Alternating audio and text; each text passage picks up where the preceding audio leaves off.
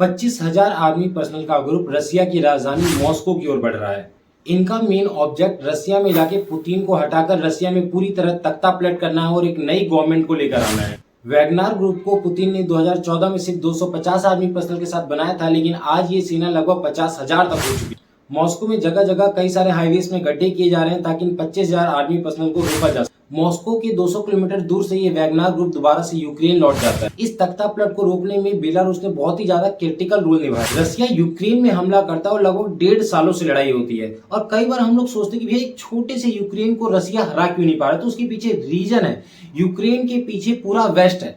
Ukraine सिर्फ अकेला नहीं है, उसके पास जितने भी आर्टिलरीज है, जितना भी पैसा है, बजट है, यहाँ तक कि अभी यूक्रेन का जो बजट है वो इंडिया के जो आर्मी बजट है, जो सेना का बजट है, उससे भी बहुत ज्यादा हो गया है। उसके पीछे वजह है यूएस लगातार फंडिंग कर रहा है। जितने भी वेस्ट कंट्री है, जितने भी नाटो कंट्री है, वो लगातार यूक्रेन को फंड कर रही है, पैसे दे रही है या फिर आर्टिलरीज दे रही है, हथियार दे रही है। इस कारण से रसिया सिर्फ यूक्रेन से नहीं, पूरे वेस्ट से लड़ाई कर रहा है। और इसमें थोड़ी सी कंफ्यूजन के कारण जो रसिया की खुद की एक प्राइवेट आर्मी थी वैगनर, वो रसिया के खिलाफ हो जाती है और रसिया के खिलाफ ही विद्रोह करती है। तो जरा शुरुआत से समझते हैं कि आखिरकार बात क्या है।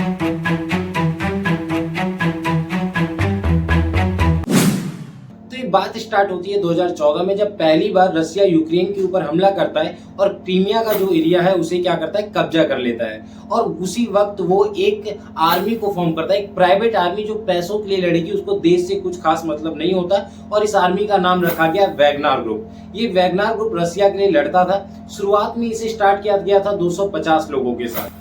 बाद में 2016 में इसमें 1000 लोग हुए, फिर 2017 में इसमें 6000 लोग हुए, फिर अप्रैल 2022 में 8000 लोग हुए। दिसंबर 2022 में जब रसिया ने यूक्रेन के ऊपर हमला किया तो यह आर्मी 50,000 लोगों की हो गई थी। ये आर्मी रसिया के लिए बहुत अच्छा काम कर रही थी। यूक्रेन में जितना भी ईस्टर्न एरिया उसे कब्जाने के लिए इस वैगनार आर्मी ने, जो वैगनार ग्रुप था, बहुत ही ज्यादा क्रिटिकल रोल इसने निभाया था। बहुत सारे हिस्से को कब्जाने में, जहां पर रसिया की गवर्नमेंट आर्मी उतनी ज्यादा सक्सेसफुल नहीं थी, ये प्राइवेट आर्मी आगे बढ़ रही थी, रिट्रीट कर रही थी और बहुत सारे हिस्से को कब्जा रही थी। और इस चीज को देखते हुए व्लादिमीर पुतिन का जो सबसे लॉयल आदमी था प्रिगोजिन, वो उसी को इसका मेन हेड बना देता है। अभी प्रिगोजिन इसका हेड तो बन जाता है और उसके लिए बहुत अच्छा काम भी करता है, लेकिन कई बार प्रिगोजिन ये सवाल उठाता है कि भैया मॉस्को में तुम लोग मस्त ऐसे रह रहे हो और यहाँ यूक्रेन में हम लोग मर रहे हैं, हमारे पास प्रॉपर हथियार नहीं है। और कई बार जो रसियन आर्मी है वो यूक्रेन के बजाय हम पर ही हमला कर देती है और हमारे कई सारे आर्मी पर्सनल्स की मौत हो जाती है।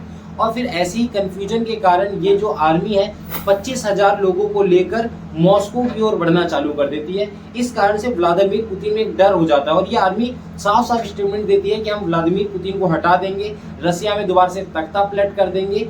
और ये सारी चीजें सोचकर व्लादिमीर पुतिन की थोड़ी तो हालत खराब होती है, लेकिन व्लादिमीर पुतिन तो अपने आप में ही बहुत ही तगड़े आर्मी, जिसके बारे में मैंने ऑलरेडी इनकी बायोग्राफी बना रखी है, जिसे आप आई बटन में या नीचे डिस्क्रिप्शन में चेक कर सकते हैं। लेकिन रसिया में ये करना इतना भी आसान नहीं है, क्योंकि अभी भी व्लादिमीर पुतिन के पास उनकी बहुत बड़ी गवर्नमेंट आर्मी थी, साथ ही साथ उनके पास अभी एयरफोर्स है, नेवी है, उनके पास खुद इतने ज्यादा एटॉमिक पावर है, परमाणु बम्स है। अगर उनको कुछ हुआ, मैंने आपको पहले भी कहा कि अगर व्लादिमीर पुतिन को कुछ हुआ तो उनके हिसाब से वो पूरी दुनिया को खत्म कर देंगे, तब जाके वो अपने तख्त से हटेंगे।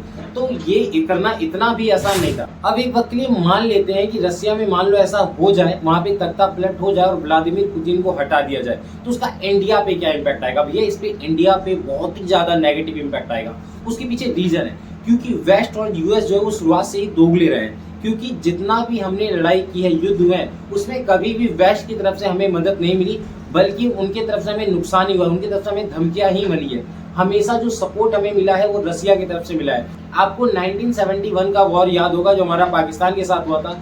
उस टाइम पे हम तो पाकिस्तान को कूट रहे थे, लेकिन वेस्ट से हमें लगातार धमकियां मिल रही थी कि अगर आपने ये युद्ध नहीं रोका तो वो हमारे ऊपर परमाणु बमों से हमला करेंगे। वो लगातार पाकिस्तान को हेल्प करने की कोशिश कर रहे थे अलग अलग तरीकों से। उन्होंने अपनी शिप्स पाकिस्तान की ओर भेजना चालू की थी, लेकिन उस टाइम सिर्फ एक ही देश था जिसने हमारी मदद की थी, वो था रसिया। अगर उस वक्त रसिया नहीं होता तो इस वेस्ट ने हमें खत्म ही कर दिया होता। तो हम कभी भी इस वेस्ट पर विश्वास नहीं कर सकते। हम इस वर्ल्ड में यूएस के साथ साथ रसिया जैसी पावरफुल देश का होना भी जरूरी है, ताकि पूरे वर्ल्ड में पावर का बैलेंस बना रहे। वरना अगर पावर सिर्फ यूएस की तरफ शिफ्ट होगा तो अपनी मन मर्जी से वर्ल्ड को चलाए। तो रसिया का पावरफुल बने रहना इंडिया के लिए बहुत ही ज्यादा इंपॉर्टेंट है, क्योंकि किसी भी केस में हमने देखा है कि अगर हमें बहुत ही ज्यादा डीप हेल्प की जरूरत होती है तो रसिया ही मदद करता है। कभी कभी यूएनओ में जब हमारे खिलाफ कुछ स्टेटमेंट आते हैं तो रसिया ही वहां पर वीटो करता है। तो कई सारे केस में रसिया हमारे लिए बहुत ही ज्यादा इंपॉर्टेंट पार्टनर है। ये वैगनर ग्रुप जब रसिया की राजधानी मॉस्को की ओर बढ़ रहा था तभी पुतिन एक स्पीच देते हैं। उस स्पीच में ये बोलते हैं कि जितने भी लोग देश के साथ ये विद्रोह कर रहे हैं और गद्दारी कर रहे हैं उनको सजा मिलेगी और उनके खिलाफ बहुत ही ज्यादा कड़े एक्शन लिए जाएंगे। इस बंदे को जरा ध्यान से देखिए, इसका नाम है प्रिगोजिन। ये सारी क्राइसिस का जो जड़ है वो यही बंदा है। ये जो आदमी है ये व्लादिमीर पुतिन का शेफ था, यानी कि उन्हें खाना खिलाया करता था और ये बहुत ही ज्यादा इंपॉर्टेंट था, लॉयल था।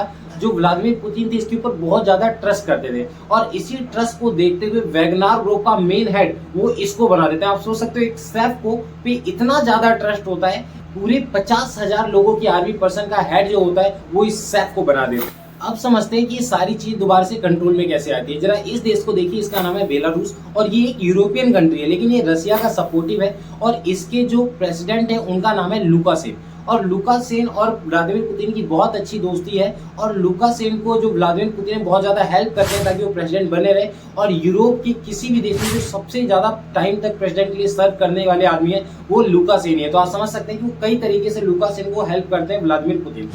ये जो बेलारूस के प्रेसिडेंट है लुकासेन, ये प्रिगोजिन से नेगोशिएट करते हैं इस बात पर कि वो रिटेलिएट जो है मॉस्को की तरफ रोक दे। उसके बाद ये बातचीत में उन्हें बताते हैं कि अगर तुमने मॉस्को की ओर हमला किया तो इससे किसका फायदा होगा, वेस्ट का फायदा होगा, नाटो का फायदा होगा और इससे जो रसिया का बाउंड्री है वो खतरे में पड़ सकती है। कल के अगर तुमने पुतिन को हटाकर दोबारा प्रेसिडेंट बन भी गए तो तुम रसिया को कंट्रोल नहीं कर पाओगे, क्योंकि उस वक्त वेस्ट बहुत ज्यादा पावरफुल हो जाएगा और इसका सारा फायदा वेस्ट होगा। साथ ही साथ ये इसको भरोसा दिलाते हैं कि मैं पुतिन से बात करूंगा और तुम पे कोई भी एक्शन नहीं लिया जाएगा। ये सारी बातें करने के बाद ही जो प्रिगोजिन है वो वहां से अपने 25,000 आर्मी पर्सनल को दोबारा से लेकर यूक्रेन की ओर बढ़ जाता है और वहां पे अब दोबारा से युद्ध होगा।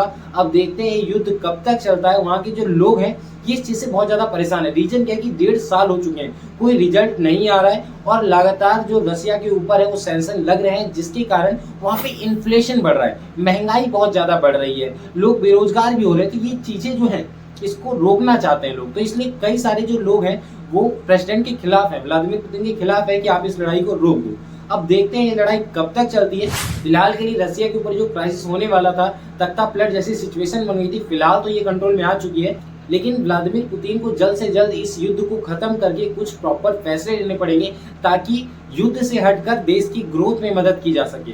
सो फ्रेंड्स, ये थी आज की वीडियो। मिलते हैं न्यू वीडियो में ऐसे ही किसी इन्फॉर्मेशन के साथ। Thanks for watching.